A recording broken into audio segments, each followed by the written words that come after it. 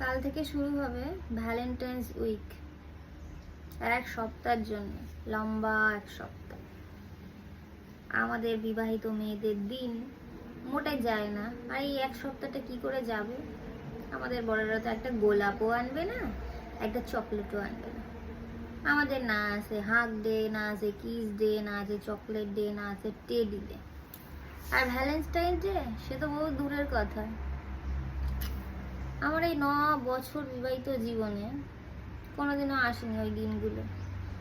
যে দিনগুলো এসছে সেগুলো হলো Sunday, Monday, Thursday, Friday, Saturday. এছাড়া আর কোনো দিন আসে না। এই 7 দিনের জন্য আমাদের কি দুঃখ হবে না? না একটা গোলাপ দেবে, না উইশ করবে হ্যাপি ভ্যালেন্টাইন্স ডে। শুধু অবিবাহিত ছেলে মেয়েদের জন্য ভ্যালেন্টাইন্স ডে, বিবাহিতদের জন্য নয়। আর আমার বরের জন্য তো একদমই নয়। এই দুঃখ বই নিয়ে বেড়ানো খুব চাপের, খুব চাপ। কার কার বর আছে এইরকম আনরোমান্টিক?